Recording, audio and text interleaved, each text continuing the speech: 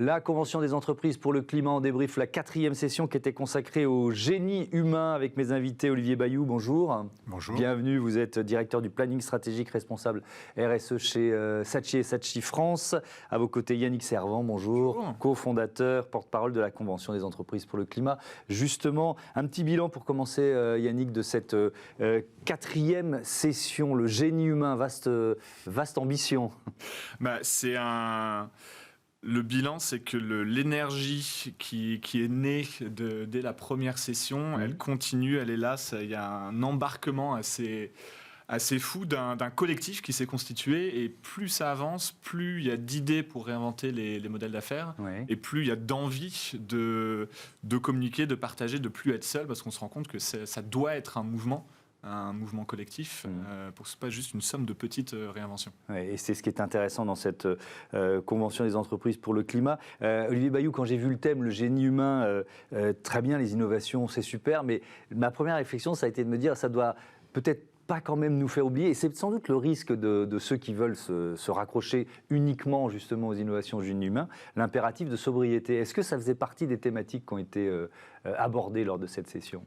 Alors oui, évidemment, mais j'ai l'impression que la session a été surtout une session de travail, oui, où on a beaucoup travaillé sur la feuille de route de redirection écologique, oui, de chacune des boîtes, et puis où on a vu aussi des feuilles de route commencer à se dessiner, à être présentées, à être challengées. Et on a vu aussi se mettre en branle le collectif qui permet d'enrichir ces feuilles de route. Mais effectivement, le terme génie humain, moi, m'a un petit peu interpellé parce que je me suis dit, mais de quoi est-ce qu'on va parler ? Et puis alors, en plus, il était question de communication et de marketing. Donc, on associe rarement ça au génie humain, mais pourtant, il en faut surtout, vu l'enjeu qu'on a en termes de redirection. Oui, on va en discuter évidemment de ces enjeux de communication et de marketing. Vous avez évoqué la question des modèles d'affaires. Finalement, là, vous commencez à avoir quand même plusieurs mois de recul. Vous voyez, et c'est ce que vous venez d'évoquer, de plus en plus d'entreprises qui vraiment revoient profondément leur modèle d'affaires à l'aune de ce qu'ils ont découvert, il et elle, chefs d'entreprise, découvert lors de ces conventions ? Oui, parce qu'il y a une compréhension qui avance de plus en plus des enjeux et du rôle de l'entreprise. Alors, la 4e session, normalement, a été en janvier. On s'est mis un battement de 3 mois, Covid oblige, mais nous, CEC, ça nous a aussi donné le temps de repréciser notre raison d'être. Et la raison d'être de la CEC, c'est de rendre irrésistible la bascule de l'économie extractive vers l'économie régénérative d'ici 2030. Et c'est vraiment un cheminement de se rendre compte... j'ai un modèle d'affaires qui consiste à extraire des ressources, les transformer et puis jeter. Et de se dire, en fait, c'est pas juste de faire ça moins mal. C'est faire ça complètement différemment. Le régénératif, c'est je réussis à régénérer les écosystèmes. Et ça veut dire voir les choses complètement différemment, être capable de dire, cette partie de mon activité, elle n'a plus de sens, elle n'est pas capable... Elle est seulement capable de faire moins mal, et ça, in fine, c'est pas possible. Donc cette compréhension-là, elle nourrit, et Olivier, tu peux m'en dire ce que tu penses, un cheminement intellectuel sur ce que ça veut dire de se rendre compatible avec le futur. Allez-y, Olivier Bayou. Je pense surtout que la désirabilité, c'est notre boulot à nous communicants. C'est-à-dire réussir à rendre désirable ce monde d'après, ce monde différent, ce monde de sobriété. Alors très paradoxalement, c'est notre responsabilité fondamentale. C'est-à-dire que notre responsabilité est énorme dans la création on va dire, du modèle social ou du modèle culturel d'hyperconsommation dans lequel on est. Et la communication aura vraiment réussi à faire sa transformation le jour où elle aura réussi à accompagner la plupart de ses grands clients dans des modèles beaucoup plus sobres et dans la promotion de ces modèles beaucoup plus sobres. Je voudrais qu'on parle de greenwashing. Alors on peut dire greenwashing, social washing, purpose washing, enfin bref, on comprend bien où on est. Est-ce que vous le voyez encore à l'œuvre ? Et est-ce que c'est forcément du greenwashing, comment je peux dire ça, intentionnel, volontaire ? Alors moi, je ne pense pas que ça soit très intentionnel. Que ça soit même je pense que ça n'est pas intentionnel. C'est-à-dire que la plupart du temps, c'est un problème de naïveté ou d'enthousiasme mal géré ou voire de méconnaissance des sujets. Si on veut éviter le greenwashing, il faut d'abord bien connaître les sujets dont on parle. Voilà. Et si on les connaît mal, ou si on essaye de... je vous donne un exemple.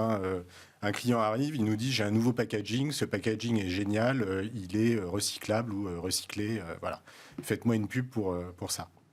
La première chose à faire, c'est de se dire, est-ce que cette nouvelle preuve qu'apporte le client, il est le dernier à la porter sur son marché, ou s'il est le tout premier à la porter sur son marché? Ça, c'est une première question qu'il faut se poser. Il y a une deuxième question à se poser, c'est est-ce que l'impact de cette activité, donc de ce qu'il y a aussi dans le packaging, donc le produit, pas juste le packaging, est-ce que le packaging est une part complètement marginale de l'impact de l'entreprise, ou est-ce que c'est fondamental dans l'impact de l'entreprise? Et à partir de là, on est capable de se dire, est-ce qu'il y a une proportionnalité ou pas sur le fond du sujet et sur le fond de la communication? Et c'est là où on se dit qu'il y a quand même des vraies bonnes questions à se poser en amont pour éviter le greenwashing. Si on ne se pose pas les questions, eh ben, on tombe dans le panneau une fois sur deux. Et d'ailleurs, cette question de la méconnaissance ou du manque d'information, elle est centrale. Vous allez publier là, dans quelques jours, la Convention des entreprises pour le climat, une tribune après avoir rencontré plusieurs des candidates et candidats à cette élection présidentielle. C'est quoi l'objectif? Pourquoi vous faites ça?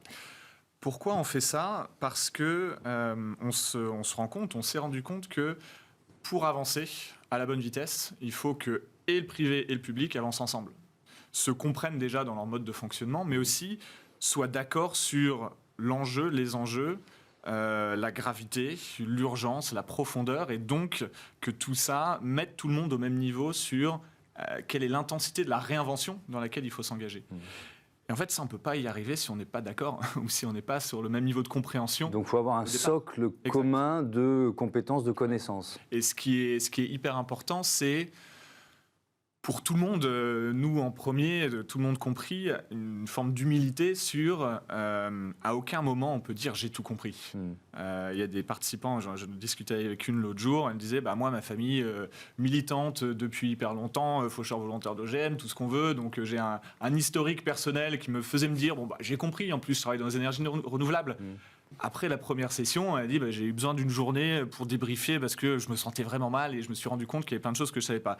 Et du coup, dans le monde politique comme économique, il y a des niveaux de compréhension différents, mais il faut que tout le monde soit plus haut et plus élevé. Et du coup, qu'est-ce qu'elle dit, cette tribune? Elle part d'une proposition que la CEC porte et qu'on avait défendue devant la Commission de développement durable de l'Assemblée nationale en janvier, qui est de se dire...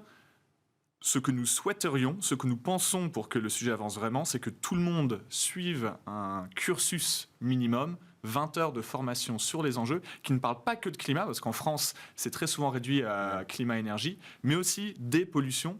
Il y a 2 fois plus, la masse totale du plastique dans le monde, c'est 2 fois la masse des mammifères sauvages. Des déplétions de ressources et biodiversité, je sais pas. Biodiversité, exact. Parce que non, mais c'est intéressant parce que la biodiversité est arrivée assez tardivement dans les débats. Or, elle est majeure. On l'a évoqué juste avant que l'interview démarre, mais je voudrais quand même que vous me racontiez ça. Je pose un peu la même question à tous les participants de la convention. Cette claque climatique, et ça rejoint la question de la formation, que vous avez prise lors de la toute première session. Vous l'avez ressenti aussi, Olivier Bayou? Alors, moi, je l'ai ressenti, et je l'ai ressenti parce que, en fait, je crois qu'un des paris de la CEC, qui est un pari qui est réussi, parce que quand j'en parle avec tous les autres participants, ils me disent que c'est la chose qui les a le plus transformés. C'est le fait d'avoir réussi à associer, et c'est un pari assez audacieux quand on s'adresse à des dirigeants d'entreprise, c'est d'avoir associé la dimension rationnelle et la dimension émotionnelle. Et surtout, ne pas avoir éludé la dimension émotionnelle. Et cette dimension émotionnelle, elle est essentielle dans la transformation personnelle, qui est le préalable à tout engagement durable en la matière. Le sujet du climat, c'est évidemment... Enfin, je ne l'ai pas découvert en allant à la CEC. Moi, j'ai fait une campagne pour la COP21 il y a 7 ans, pour le WWF. J'ai travaillé sur le sujet. Oui, vous étiez plutôt plus documenté que la moyenne des participants, peut-être. Alors, peut-être ou peut-être pas, je ne sais pas. Mais en tout cas, on se rend compte que le vrai sujet transformatif, c'est dès lors qu'on touche à quelque chose de vraiment émotionnel, personnel, qui va faire que les 150 participants de la CEC, maintenant, c'est 150 militants. Voilà, ils sont engagés. Et moi, pour traduire ça, je me dis qu'il n'y a pas un jour où je me suis levé depuis le début de la CEC sans me dire qu'est-ce que tu peux faire aujourd'hui pour avancer dans le sens de la redirection écologique, au niveau de ton entreprise, au niveau de ta famille, au niveau de ta vie de citoyen. Enfin, voilà, c'est comme ça que je l'ai pris. Et je pense que je ne l'aurais pas pris s'il n'y avait pas eu aussi cette dimension émotionnelle qui a été une vraie claque. Ouais. Ils ont réagi comment, Yannick Servan, les candidats que vous avez voilà, sondés, rencontrés? Évidemment, il n'y en a aucun qui ne nie l'urgence. Oui, c'est déjà un bon point de départ. Après, quand on passe à la phase de du coup, qu'est-ce qu'on fait, les réponses varient. Ça va de c'est hyper important, mais on n'acceptera pas la contrainte, à c'est hyper important et on va réunir tout le monde autour de la table pour travailler sur le sujet. Le on, c'est la société, en fait. La société, c'est la représentation patronale, syndicale, etc. Tout et du coup, en fait, notamment de réunir tout le monde, c'est nécessaire, mais si on ne revient pas au point fondamental qui est d'avoir tous ressenti, pour rebondir sur ce que tu dis, si on n'a pas ressenti dans ses tripes l'urgence, on ne va pas fondamentalement aller beaucoup plus vite. Donc c'est aussi pour ça qu'on a publié cette tribune, de se dire qu'il faut que le niveau de jeu soit élevé et la raison d'être de ce qu'on fait, de ce collectif de 150, c'est de désinhiber un peu le reste du monde économique, du monde politique en disant on n'est pas en train d'attendre de se réunir plus autour de la table, on est en train d'agir, peut-être de se mettre en danger parce qu'on essaie d'être plus écologique que les autres plus vite, mais on accepte cette mise en danger parce qu'on ne voit pas trop le choix et on espère que ça va permettre d'avoir des discussions politiques, économiques qui sont où le niveau de jeu est plus élevé. Merci beaucoup, merci à tous les deux d'être venus présenter les enjeux et les dernières mobilisations, on va dire, de la Convention des entreprises pour le climat. On se revoit évidemment pour débriefer la prochaine session. C'est le principe. Smart Impact est partenaire évidemment de cette convention. C'est Smart Ideas tout de suite, une start-up à l'honneur.